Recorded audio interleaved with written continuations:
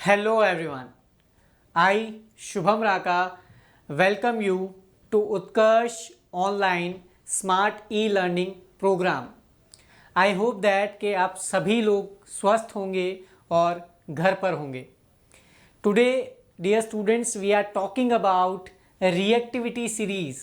आज हम बात कर रहे हैं 10th के एक इम्पॉर्टेंट टॉपिक के बारे में जिसका नाम है रिएक्टिविटी सीरीज़. इस लेक्चर में हम लोग ये जानेंगे कि रिएक्टिविटी सीरीज़ का मतलब क्या होता है, रिएक्टिविटी सीरीज़ का यूज़ क्या है, एप्लीकेशन क्या है और किस तरीके से रिएक्टिविटी सीरीज़ को हम ट्रिक के अकॉर्डिंग लर्न कर सकते हैं. तो सबसे पहले हम लोग जानेंगे कि रिएक्टिविटी सीरीज़ क्या होता है. तो देखते हैं रिएक्टिविटी सीरीज़.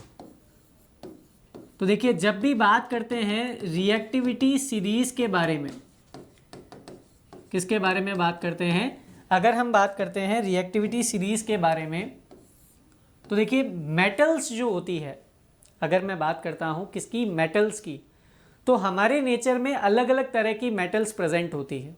कुछ मेटल्स हार्ड होती है, तो कुछ एक्सेप्शन में जो कि रूम टेम्परेचर पर लिक्विड है जैसे कि मर्क्यूरी है. तो ऐसे बहुत अलग अलग तरह की मेटल्स हमारे एनवायरनमेंट में हमें देखने को मिलती है. जब इन मेटल्स को हम लोग क्लासिफाई करते हैं तो हमें पता चलता है कि कुछ मेटल्स हाईली रिएक्टिव हैं, ज़्यादा रिएक्टिव हैं, कुछ मेटल्स कम रिएक्टिव हैं और कुछ मेटल्स ऐसी हैं जो पर्टिकुलर एनवायरनमेंट में रिएक्ट ही नहीं करती हैं. तो इसका मतलब हमें ये पता चला कि डिफरेंट मेटल्स की रिएक्टिविटी क्या है, डिफरेंट है. हर एक मेटल की रिएक्टिविटी क्या है, डिफरेंट है. तो क्यों ना उन मेटल्स को क्लासिफाई किया जाए उनकी रिएक्टिविटी के ऑर्डर में, क्यों ना उन्हें इस तरीके से लिखा जाए जिसमें हमें एक सीरीज, एक टेबल ऐसी मिल सके जिसमें हम ये देख सके कि हाँ, ये वाली जो मेटल्स है ये हाईली रिएक्टिव है, ये जो मेटल्स हैं ये मॉडरेट यानी मीडियम रिएक्टिव हैं और ये जो मेटल्स हैं जो बिल्कुल लीस्ट रिएक्टिव हैं और कुछ मेटल्स ऐसी होंगी जो बिल्कुल ही रिएक्ट नहीं करती यानी नॉन रिएक्टिव हैं. तो ओवरऑल एम ये बनाया गया, हमारा प्राइमरली टारगेट ये बनाया गया कि जो मेटल्स हैं उन्हें क्या किया जाए, क्लासिफाई किया जाए उनकी रिएक्टिविटी के बेसिस पे. तो वहाँ से कंसेप्ट आया किसका, रिएक्टिविटी सीरीज़ का. तो रिएक्टिविटी सीरीज़ के बारे में हम लोग क्या लिखते हैं, रिएक्टिविटी सीरीज़ वो सीरीज़ होती है जिसमें मेटल्स को उनके रिएक्टिविटी के बेसिस पे डिसेंडिंग ऑर्डर में रखा जाता है. किस ऑर्डर में रखा जाता है, डिसेंडिंग ऑर्डर में. डिसेंडिंग वर्ड का मतलब क्या होता है, जो ज़्यादा रिएक्टिव है वो टॉप पे आएगी और टॉप से बॉटम आप जाएंगे तो रिएक्टिविटी डिक्रीज होती जाएगी, मतलब डिसेंडिंग ऑर्डर होगा. तो I can simply write here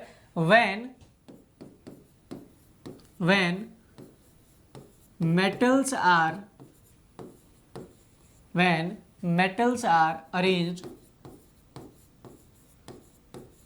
in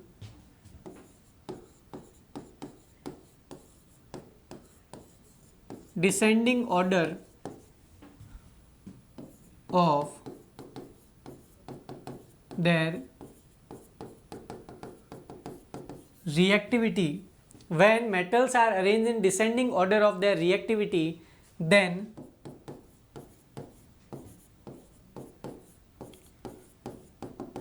such series is called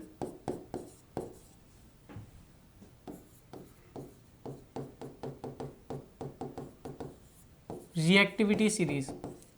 तो उस सीरीज को किस नाम से जाना जाता है, रिएक्टिविटी सीरीज के नाम से जाना जाता है. मतलब जब मेटल्स को अरेंज किया गया डिसेंडिंग ऑर्डर में, तो इस वर्ड को थोड़ा सा आप ध्यान रखिएगा, डिसेंडिंग ऑर्डर. डिसेंडिंग ऑर्डर का मतलब होगा कि जो टॉप पर है, जो ऊपर है, जो टॉप पर है वो हाई रिएक्टिव है, हाईली रिएक्टिव है, और जो नीचे है वो क्या है, लीस्ट रिएक्टिव है. जो नीचे रखी जा रही है वो थोड़ी सी कम रिएक्टिव है. समझ में आ रही है बात. तो डिसेंडिंग को थोड़ा सा दिमाग में रखना है. तो रिएक्टिविटी सीरीज़ क्या है, अगर हमारे दिमाग में ये सवाल आता है कि रिएक्टिविटी सीरीज़ क्या है, तो हम बेसिकली यही बोलेंगे कि एनवायरनमेंट में, हमारे नेचर में जो मेटल्स हैं उन सब की रिएक्टिविटी अलग अलग होती है. अब आप कहेंगे कि रिएक्टिविटी अलग अलग क्यों है, तो जैसे आज हम ह्यूमंस हैं तो हर ह्यूमन का नेचर अलग होता है. कोई एग्रेसिव होता है, कोई नॉर्मल होता है, कोई बहुत ज़्यादा पोलाइट होता है, ठीक है ना। तो सबका नेचर क्या है, अलग अलग है। उसी तरीके से मेटल्स जो हमारे नेचर में प्रेजेंट हैं उन सबका नेचर भी क्या है, अलग अलग है। कोई ज़्यादा रिएक्टिव है तो कोई कम रिएक्टिव है, तो उनको बस हमने अरेंज किया है उनकी रिएक्टिविटी के अकॉर्डिंग, उनकी रिएक्टिविटी के अकॉर्डिंग। तो उसी सीरीज को हमने क्या नाम दिया, रिएक्टिविटी सीरीज नाम दिया। क्या नाम दिया, रिएक्टिविटी सीरीज। अब किस तरीके से इसमें रिएक्टिविटी सीरीज में रखा गया है, कौन कौन सी metal top of the table है, टेबल में सबसे ऊपर है, कौन सी टेबल में सबसे नीचे है, तो ये थोड़ा सा देखते हैं। तो देखिए, अगर हम बात करते हैं रिएक्टिविटी सीरीज की, तो मैं नोट डाउन करने वाला हूँ रिएक्टिविटी सीरीज को, कौन कौन सी मेटल्स को किस हिसाब से अरेंज किया गया है, ठीक है। तो सबसे पहले हमें देख लेते हैं कौन कौन सी मेटल्स को हमें लिखना है। सबसे पहले आता है ऊपर के मतलब पोटेशियम, फिर आता है सोडियम, फिर आता है calcium, magnesium, aluminium, Zn, Fe, Pb, H, फिर Cu, Hg, Ag,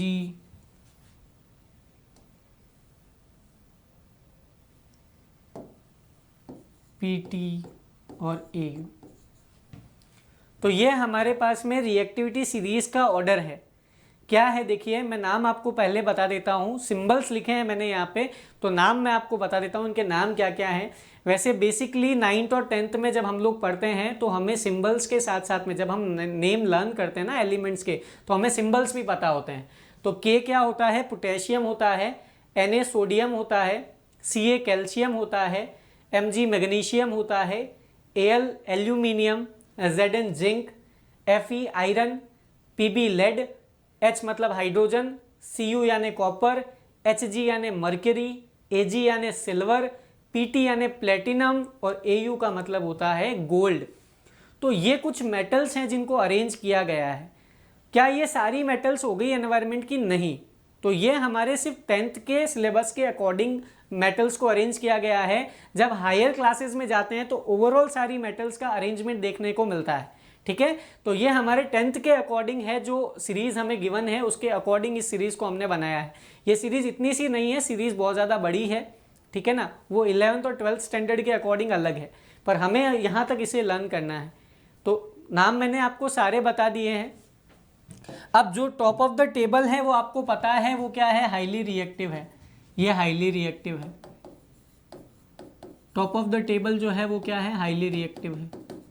और जो सबसे नीचे है वो क्या है, लीस्ट है, लीस्ट रिएक्टिव है, सबसे कम रिएक्टिव है। अब नेम कैसे लर्न करेंगे, किस तरीके से इसे हमें लर्न करना है, तो देखिए लर्न करने की ट्रिक जो मैं जिस हिसाब से लर्न करता हूँ वो आपको बता रहा हूँ। सबसे पहले यहाँ से यहाँ तक, तो क्या ट्रिक है मेरी, हिंदी की ट्रिक है, इसको आपको दिमाग में रखना है। काना का मजा आला, काना का मजा आला। काना नाम होता है ना, कान्हा, काना वर्ड यूज करते हैं ना हम डेली लाइफ में। तो काना का मजा आला, तो का से के से वर्ड आया, देखिए का से आया ना, तो का से मैं इसको वापस ड्रॉ भी कर रहा हूँ ताकि आपको पता चले। का मतलब के हो गया मेरे लिए, ना का मतलब एन ए हो गया, का मतलब वापस सी ए हो गया, मजा का मतलब एम जी हो गया, और आला का मतलब ए एल हो गया। तो ये वापस देखो सारे नाम वापस आ गए, काना का मजा आला। तो के N A C A M G और ए एल, काना का मजा आला। समझ में आ रही बात आपको? तो ये चीज़ ध्यान रखना, के N A C A M G और ए एल। तो ये 5 नाम हमने लर्न कर लिए शुरुआत के, काना का मजा आला। यहाँ तक समझ में आ गई, 5 नाम लर्न हो गए हमें। फिर देखिए अगली क्या है, अगले में हम क्या करेंगे, यहाँ पे इनमें 4 का मैं बता रहा हूँ। जन, फिर प्रभु है। क्या बोला, जन फिर प्रभु है। अब देखिए जन जे एन जेड एन, फिर मतलब एफ ई, प्रभु मतलब पी बी, और है का मतलब एच।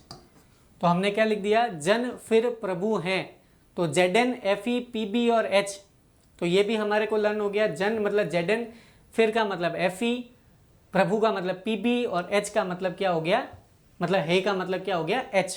तो देखिए काना का मजा आला KNACAMGAL और जन फिर प्रभु हैं Zn Fe Pb और H। क्लियर है? तो यहां तक ये ट्रिक हो गई, काना का मजा आला और जन फिर प्रभु हैं। अगला देखिए, इसकी ट्रिक क्या होगी, इसकी ट्रिक है हमारे पास में छापा। क्या है? छापा। क्या है? छापा। काना का मजा आला, जन फिर प्रभु हैं और छापा, तीन चीजें ही दिमाग में रखनी है। देखो, काना का मजा आला, जन फिर प्रभु हैं और छापा। अब छापा में क्या वर्ड आया देखो, छापा में सी का मतलब हुआ Cu कॉपर, H में Hg, A में Ag, P में Pt और A का मतलब Au यानी गोल्ड। छापा में देखो कॉपर, Hg, Ag, Pt और Au। क्लियर हुआ या नहीं हुआ?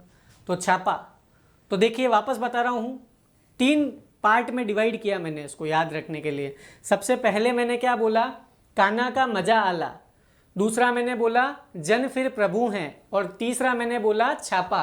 तो काना का मजा आला, जन फिर प्रभु है और छापा। तो ये पूरी की पूरी ट्रिक मैंने इसमें कवर कर ली, जिसमें हम लर्न कर सकते हैं कि इसे कैसे लिखा जा सकता है।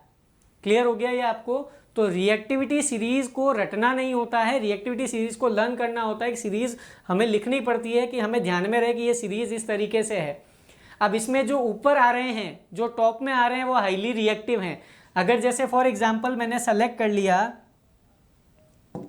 कि Fe और Pb में बताइए कौन ज्यादा रिएक्टिव है, तो जो ऊपर है वो रिएक्टिव है, तो मैं कह सकता हूं Fe मोर रिएक्टिव है। Fe क्या है? मोर रिएक्टिव है। अगर मैं आपको बोलता हूं बताओ Na सोडियम और H में, सोडियम और हाइड्रोजन में कौन ज्यादा रिएक्टिव है, तो आप बोलेंगे सर सोडियम रिएक्टिव है।